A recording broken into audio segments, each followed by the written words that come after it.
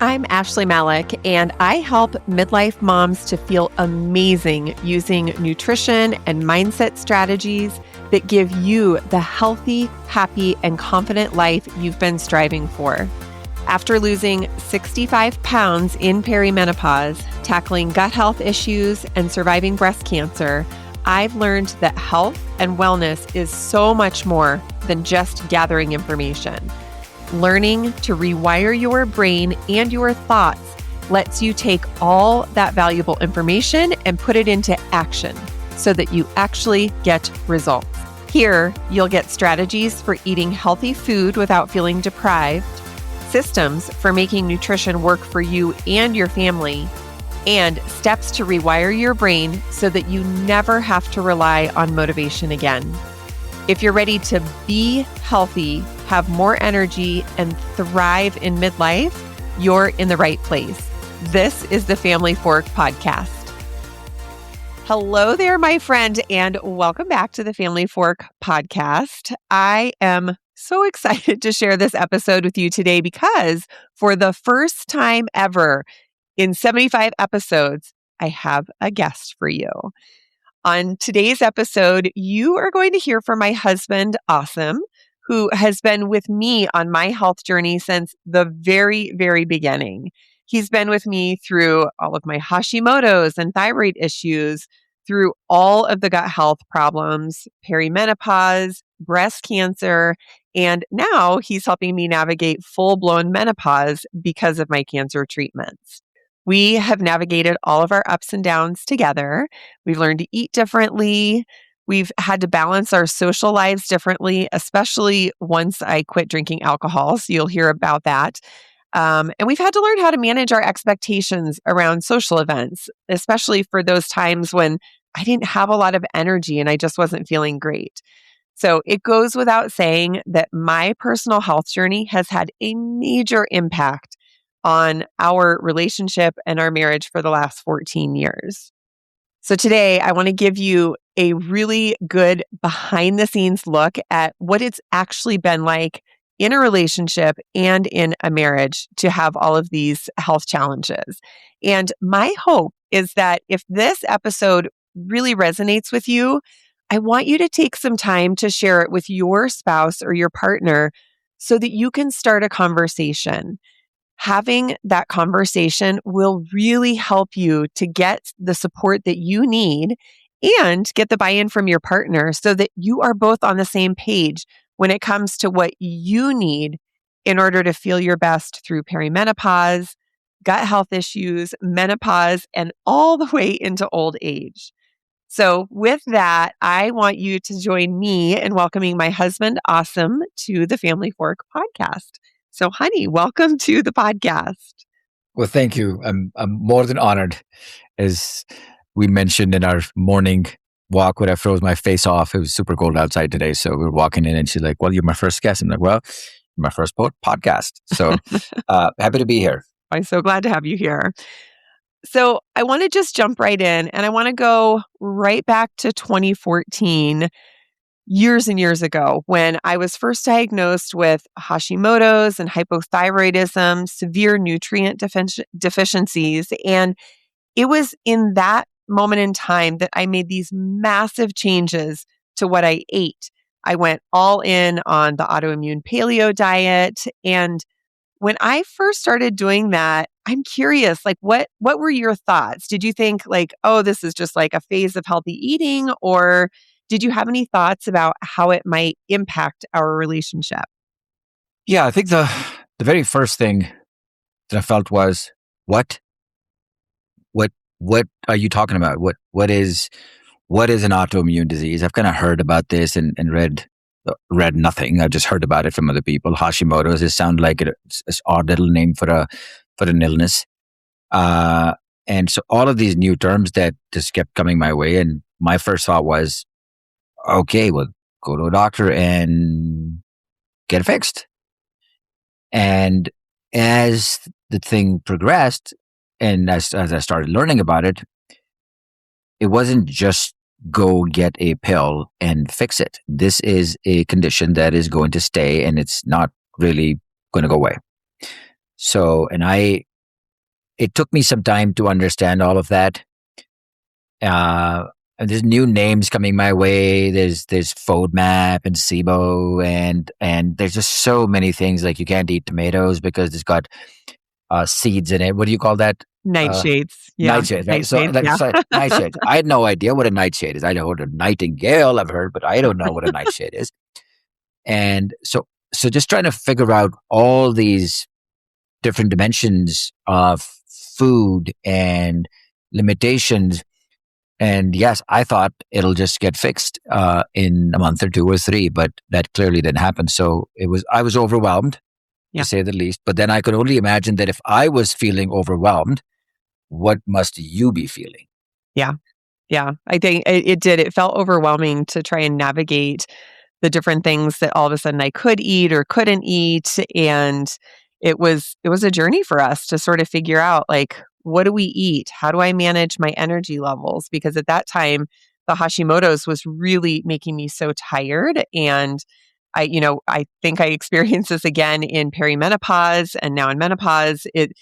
The energy levels have a big impact. It's not just the food, it's sort of the way we relate and have energy to do certain things. And so, yeah, I definitely think it has been a challenge for sure. So when you think back to all of that, like what was really the hardest part of our transition, or for you, what was the hard part of that transition? And me eating differently, did food start creating some friction in our relationship? Or I know, when we first met, going out to happy hours and like weekend drinking, that was a big part of our relationship. And so, how did my not drinking and choosing to cut out alcohol, like, how did that start playing into our relationship and our marriage? And we met, slightly over 18 years ago. Life was very different, less responsibilities. Everything felt like, you're just going to go, and if you want to do it, just go do it. Want to eat that? You just go eat it. You want to drink it? Yeah. You just have a drink, 2, 3, 4, maybe, and never so there was no real boundaries to what we needed to do when the youth or, time was on our side. And, there was no real worry in life.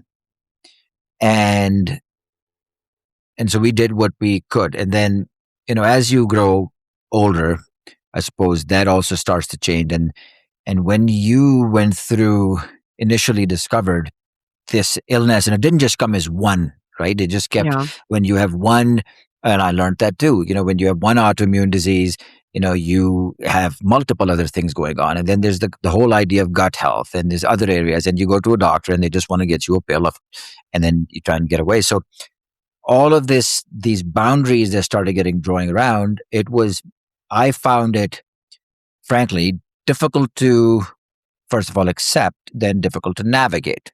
Yeah. The options were limited.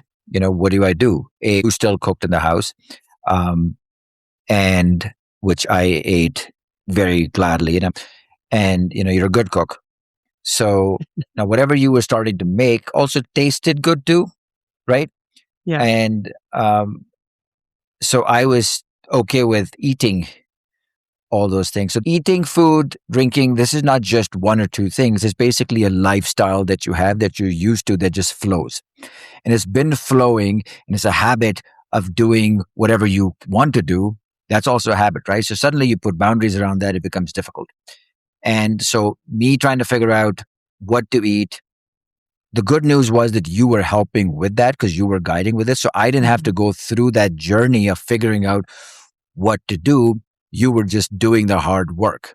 Yeah. And while you were doing the hard work, you were also focused on, well, how do I make this so that a condition that you can call is not crippling our family? Right. So working around, figuring out how to do the meals, meal planning, all of that you were doing. So I was on the receiving end, just watching and seeing, okay, can I do this? And I just realized at that point is like, sure, I could do this. I don't have to have pizza every night. I just, when I go and have McDonald's once a month is more than I can handle. If I never have McDonald's in my life, I will totally be happy. Yeah. So, wasn't that big of a transition for me because I prefer eating, somewhat healthy. The transition for me was in my lifestyle was not having that choice every single day, but that that actually worked out fine because I didn't really need to, constantly choose different foods every day. It was served to Right. me. You did the job.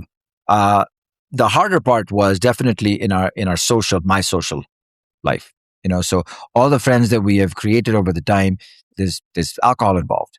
Right. It doesn't mean Yep. that you're flat on your face every night. It's just that you have a drink or two. Anytime you go any social event or every social event involved alcohol, it's beer, wine, or whatever, a mimosa in the afternoons. Now, you're not social every single day, but whenever you have a social event, that's where it comes on. And, my relationship with you when it started over 18 years ago, we met in a social setting. There was, drinks. So you were my party friend, Yeah. right? My Yep. best friend who would be my party friend. So without you, the party felt, not as much fun. So now suddenly you are, you tapered down, you didn't stop overnight, right? You started slowly saying, I'm not going to have this. I'm not going to have alcohol. So I'm not going to have this type of vodka. So I'm going to get a vodka that's very specific and that's potato based. Potato So what was vodka. that? Yep. What was that vodka that Tito's Tito's, vodka. right? So I'm going to do Tito's. We will get these big Yes. handles of Tito from Costco because that's how they sell it. And then that started not working out. Then you said, okay, I'm going to switch to tequila. So I think you tried a bunch of things. They Yeah. worked for a while, but over time, you realized that it's not worth it. Yeah. And Yeah. it's And not worth I it. think that's so like we we had this party lifestyle, but when I couldn't drink and yeah, I slowly learned that over time, but it made it really difficult because then we had to really decide like, do we want to do this social event? Is a happy hour worth our time?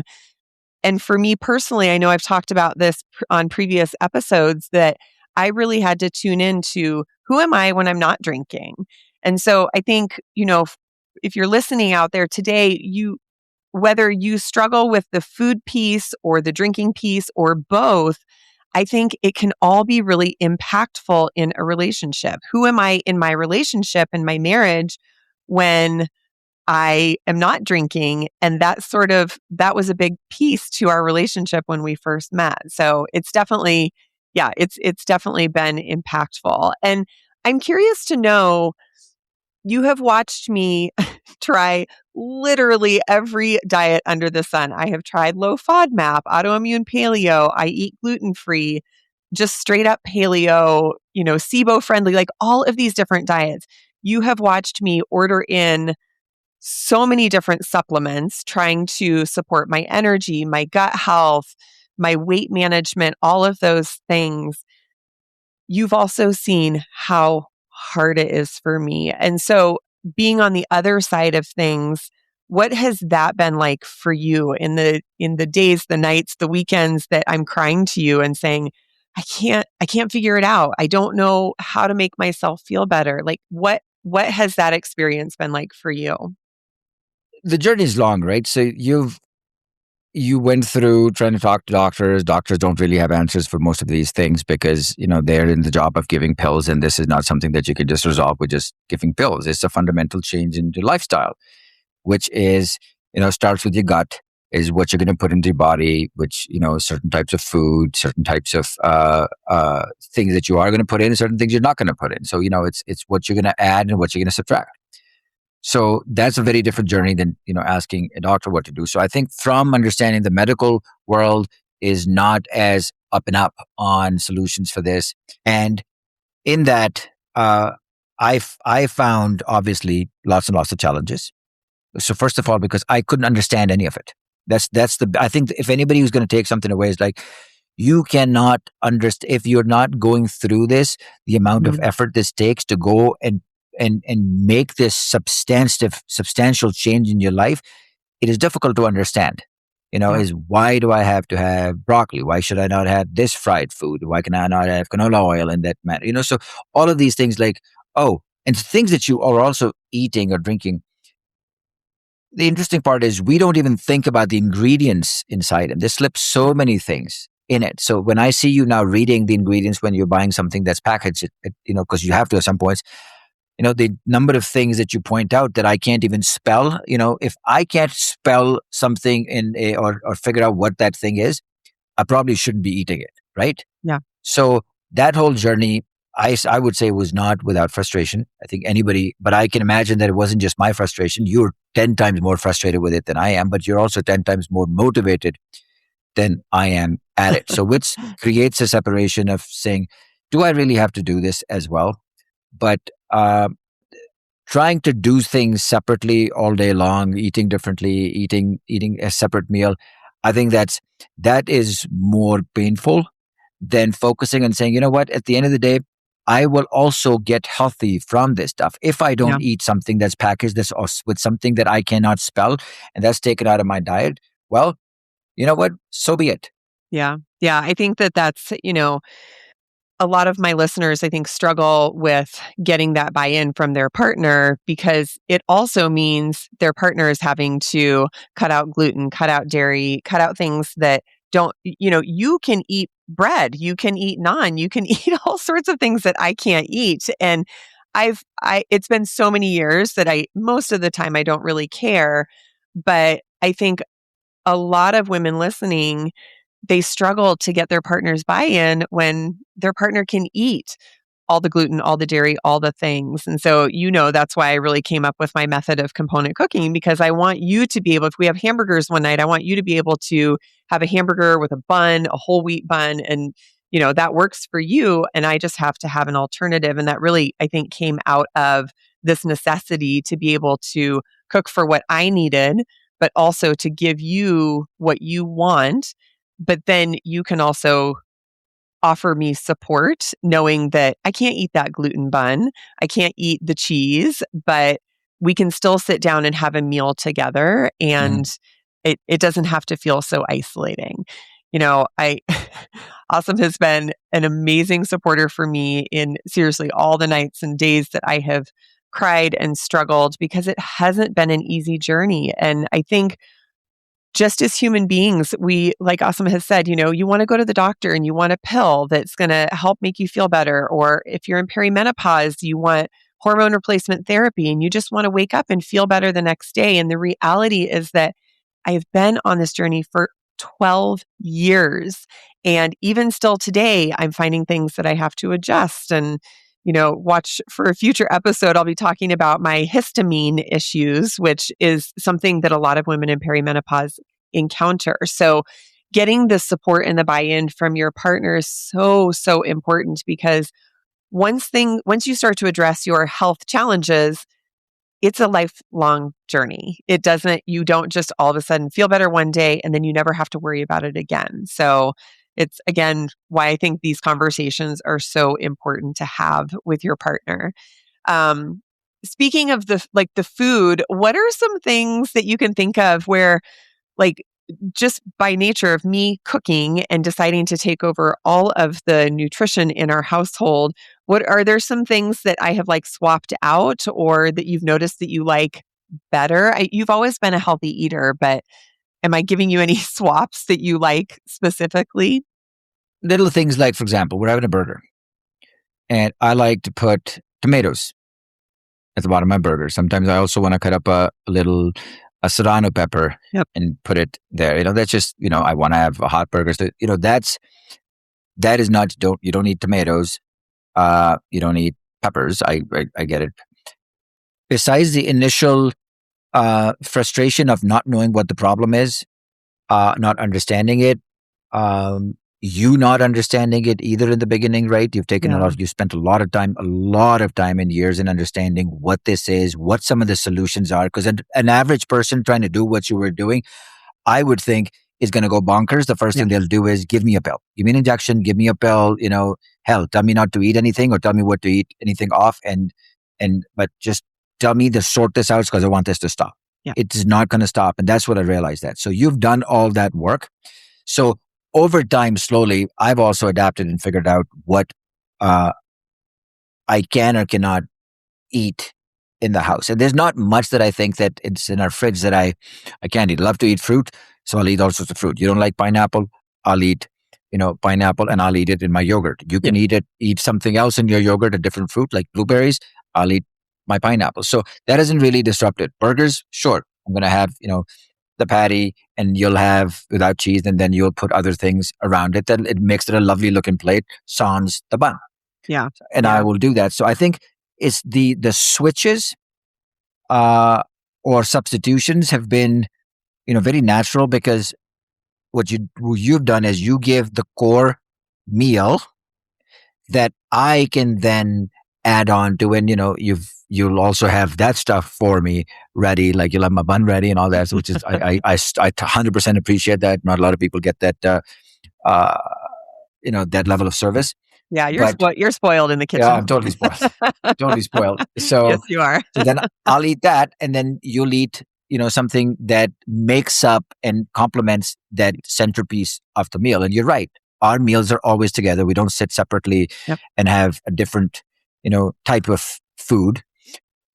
So I think my transition has been interesting, because I've adapted to the fact that you have been very focused on making sure that when you produce a meal, and myself and our 7-year-old daughter, she would also like it. So I don't think there's that far apart, the difference in terms of what to prepare and what to eat. Yeah. Well, and I You think can it's really fun when dress it I up come differently. to you with a meal and I don't really say anything about it, whether it's like orange chicken or something like that. And I'll bring a meal to the table and you'll eat it and you'll be like, oh my gosh, this is so good. And I know I look at you with this big smile on my face. I'm like, guess what? It's Ashley friendly, like all the ingredients. And so I have worked so hard over the years to create recipes and cultivate recipes. Again, these are the recipes that I offer in the supper club and in the method and anywhere, my 21-day anti-inflammatory meal plan, like these recipes, my family is eating them and loving them and not even realizing, oh, they're totally anti-inflammatory and they're really healthy. Yet everyone in my family likes orange chicken. Everyone in my family likes my taco bowls or my cheeseburger soup. Like there are so many things that we can eat. And so I think it's again where that communication comes in as a couple. If we can get on the same page, it makes it a lot easier than to filter down to our kids to say, yeah, we're eating a cheeseburger. It just happens to be in soup form. Give it a try, see how you like it. And it's very surprising when you can offer that to your family. Or like Asim was saying, you have some variations. So you have the components, the hamburger is there, but everyone can put whatever they want in the hamburger. It makes it really easy to be able to offer a meal and still support your own personal health goals. Yeah, and I'll also add to it. Part of your first question is that when I was incredibly overwhelmed, unsure, lost, or whatever you want to define that as, is okay. If I can't eat nightshade, well, what does that include, right? It includes tomatoes and peppers, and there's a lot of other things that go in. So you're not gonna you kind of put you don't eat bananas. Like, what? No bananas? What kind of crazy stuff is that? And eggs would have been a problem too. I'm like, holy cow, no eggs. So you start looking at all this stuff, and you say, eventually, I was thinking like, oh my God, what on earth are we going to eat? So that was my first thought: is what is left on the planet to Yeah. eat? I Yep. cannot be. So I think that's where I felt a bit of panic, Yeah, me is too. to say we're not going to be able to eat anything at all, because everywhere you look around, it has it. Sugars, you cut down. But we're not a sugar eating family anyway. But there's the garlic, and I love a good solid sticky garlic inside. Yes. Our meals. So I the more the better. So all of these things, heat in the food. So there's nothing. What are we going to eat? Water. So, but what I find now, looking back at that first emotion, is that I don't think I miss any of it in that manner, Mm-hmm. because I think the way you've put your food together and the way you would bring it to the table for us is it tastes good, it is healthy, and I'm not sure if I'm really missing anything. And if there is something that I'm missing, that's a side that I can just add to it, which is available in the house. Yeah. So that's the interesting journey, is the work you've done for your health, with the mindset of how you need to, keep your family table going. It has worked out, but that is not for the weak to get started on. Yeah. Well, and that I was just going to say that this is why it's so important for me to let women know that it doesn't have to be hard. For me, it was really hard in the beginning because I've always been a foodie. I love to cook, I love to eat. And so I needed to find a way that when I first started this journey, I was working 60, sometimes 70 hours a week. I was commuting 2 hours a day. There was no time for cooking. And so as we talk about, Asim and I talk about these meals that we're eating and that I put dinner on the table every night, I still cook very simple, quick, fast meals. I cook maybe 3 nights a week. And then because of component cooking, which is the method that I teach in Supper Club and my other programs, it allows you to repackage your already cooked food into different meals so that you're not spending a lot of time. You're not a short order cook. You're not having to, prepare one meal for your family and a different meal for yourself. In order for this to be a lifestyle, it has to be sustainable. And Asim and I joke, like the other day he looked at me and he's like, "Oh, is this broccoli again?"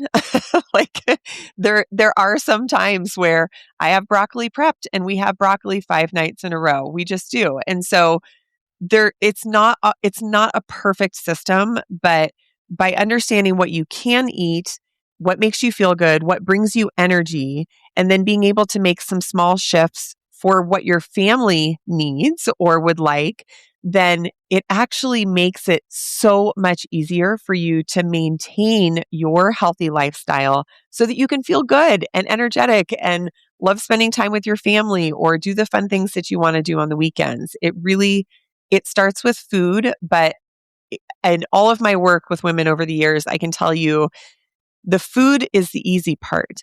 Working with your spouse or your partner to support you in that journey and to maybe get on that journey with you, that is like the bigger shift that needs to happen. So awesome. If you could just speak directly to our listeners and what can you offer them? One or two things that they could say to their partners or advice for the partners that need to be supportive of a woman who needs to eat an anti-inflammatory meal plan in order to feel her best? What are one or two pieces of advice that you could offer? Well, given with the assumption that your partner does care about your health, right? That's number one. Well, let's put some guardrails around this conversation. So, and uh, the fact that it's important to you as well, and a happy parent or happy spouse is a happy family. So you can't just do this one side and the other side not. It's you can, especially when it's health related. So I think my first thought would be is that if you have a difficult health condition, which can be not as difficult by something as simple as choosing to eat healthy, then I find that as a no-brainer, right? Yep. So no side effects of eating healthy, by the way. Lots of side But effects what of about for that woman who she gets it? yeah, Like yeah. I know my listeners get it. They're like, I know I need to eat healthy, but when I try and offer a healthy meal, maybe my husband rolls his eyes or he's like, "Oh, gosh, we're eating another healthy meal." What kind of advice could you give the women listening? Like what do they need to say to their partner? What would you want to hear? When we started this journey 12 years ago, what kinds of things were helpful for Sure. you to hear? Yeah, so I'll tell you what. Instead of saying what happened 12 years ago, perhaps I'll start with saying after 12 years where I'm at. Mhm. Yeah. And at this point, your life starts to, your health starts to unravel a little bit. I used to get, colds quickly. I used to get, sinus infections. Yeah. I would attribute that to a much higher immunity. I would also say I've been incredibly fit. I work out every morning because I actually Because also I drag you choose, out of because bed. you drag me out of bed every morning, but I still means that I work out for the most part. Even one beer impacts the level of workout I do, right? So, Yeah. so I choose to have that workout versus having multiple drinks. So that's an automatic decision I have. So anyway, fast forwarding to today, I feel healthier. I feel incredible. And what does that mean? I feel incredibly, I have higher energy. My immunity is definitely higher, which is a Yeah. big deal. I am, life has its own stresses, but overall, mentally, I'm aware. So, that's something that you want at any age, especially when you're getting older, right? So my mobility is great. I would say is that whatever happened 12 years ago and over time only that figured out. Other people can probably with whatever you have can figure it out sooner, but you had no guidance at that particular point. So you figured it all together. I grew up into it with you. As an effect, I feel that my chances of getting sick, my chances of getting other diseases, right, Yeah. potentially even cancer, which is something that you just gotten out of the struggle for a couple of months ago actually. Yeah. So I feel that I am better equipped to handle all of that because your illness presented an opportunity to me to be healthy. So I think as a spouse, if somebody would say that, is like, this is an opportunity for us as a family to get healthy. Otherwise, we'll just keep doing an autopilot, what we have been doing.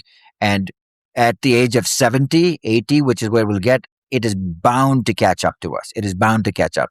So why not use this opportunity for it to actually be what turns us and gives us a longer, more uh, active life? Yeah.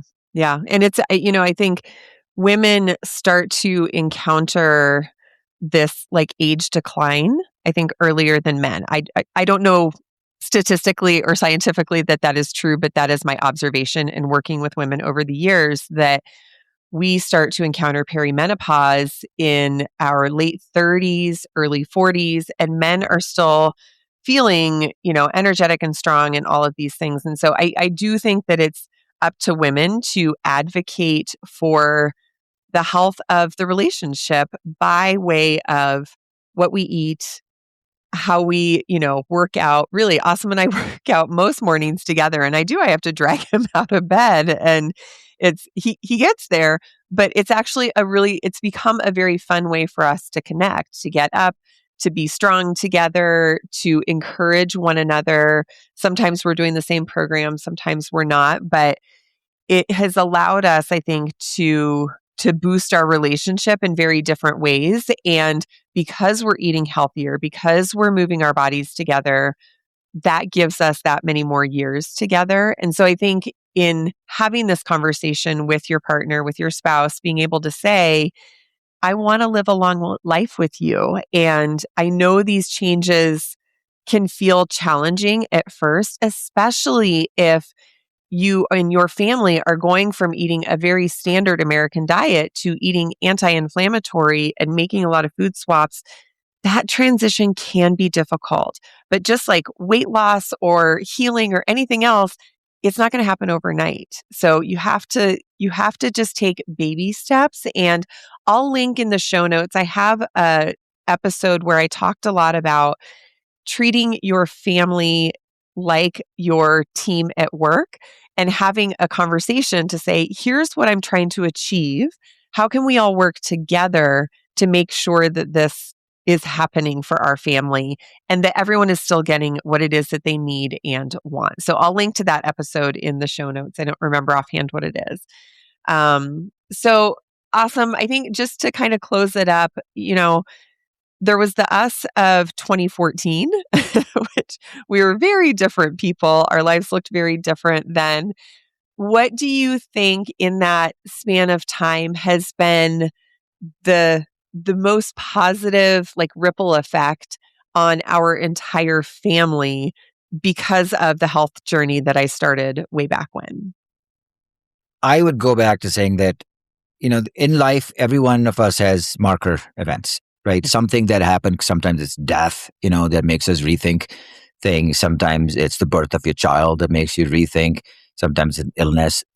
I would consider your journey, the beginning, understanding the health, the darkness of it in the beginning. And then the way it comes out is that that was a marker event in my life where I was forced to rethink the status quo Mm-hmm. and choose be be part of a healthy life and healthy day-to-day activities, including, less drinking, including better just meals, that all automatically resulted in going to bed somewhat earlier than I'm a night owl. So, going to bed earlier, getting up early as a consequence of that to work out, and then relieving that time that I would spend in my social activities around alcohol a little bit.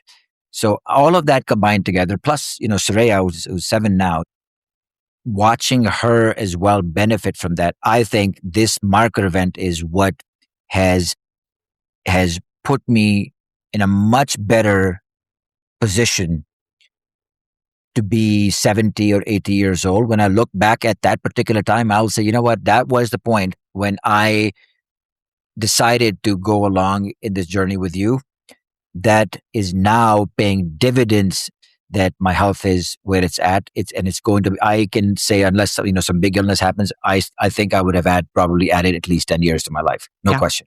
Yeah. About that. I agree. And I look at again as in terms of what that is doing for our child. Yeah. And there is no penalty for eating and living a healthier life, right? There is only the opposite of it. And watching that this is happening for my child, I'm so grateful, because then she can avoid the journey perhaps that you and many other women and men have to go through, where the payback always happens at some particular point, right? If you're going to smoke, you're definitely going to feel something later on in your life. If you're not have these healthy choices, you're definitely going to have an impact at a later life. So having seen you, myself, and our child have this opportunity, I think that's probably the best thing that's happened to us. And I will appreciate it more and more as I grow older and older. Even when you have to eat broccoli for 5 days in a row. Well, it's never 5 days in a row. It's in the menu, it's in the house, but it's there is some variation from that for sure. Yeah, no, there is. Yeah, I would agree. I think watching how we've been able to show Saraya, our 7-year-old, how to make healthy choices, and how to, she now likes the idea of candy and sugar, but she actually doesn't really eat a lot of it, because when she eats something sweet, she's like, oh, that's too sweet. So, but again, none of this happened overnight. This has been a 12-year journey. And that's why I think it's really important for you to be able to hear from my husband of that this didn't happen instantly. I didn't get to take a pill and my Hashimoto's was gone, or my menopause is better. Like, I still struggle every day with all of the health issues, but being able to be on the same page as a couple, it is going to improve your relationship. Yes, there will be challenges. There will be reframing of who you are in social situations if you stop drinking. There will be a reframe of how you fit in if you go to a potluck and you're not eating all the desserts, or you have to bring your own food. But if you can work with your spouse, your partner, and get on the same page as to why this matters, because of the longevity that it brings you, because of the health that it brings you today together as a family, it's really going to pay off over time. So hopefully you have enjoyed this episode, getting a behind the scenes look at my relationship with my husband. We joked that he was kind of serious on today's call. He's actually really funny. So maybe we'll have him on again, and he'll be a little less, we'll have a less serious conversation. Maybe I'll have some broccoli and beer before that. Yes, broccoli and beer before you come on. It'll make it so much better. So thank you so much, honey, for coming on and sharing. I think that this was really good information for women to be able to take away. And like I said at the beginning, if you feel so inclined, if this resonated with you, I really encourage you to share this with your partner, with your family even, to help them understand that the journey is a lifelong one. And when we do it together, it feels more achievable, and we actually all benefit at the end if we can be healthy and stay healthy together. 100%. So thank you for joining us today. Thank you for tuning into this episode of The Family Fork, and we will see you next week. Thanks for listening to the Family Fork podcast. I hope today left you inspired and equipped with something tangible that you can put into action today. Remember, success is so much more than just gathering information. You have to put it into action. If this episode resonated with you, here's how you can help the show reach even more midlife moms. Hit follow, share it with a friend who's struggling in midlife too, and if you're feeling generous, leave us a review. Your thoughtful review helps other listeners discover these conversations when they need them the most. This show has become even more than I could have imagined, and it's because of loyal listeners like you who show up and share. You are helping to build this community and movement that will inspire midlife moms for years to come. For show notes, links, and resources, head to ashleymalik.com/podcast. Keep striving for the healthy, energized life that you deserve.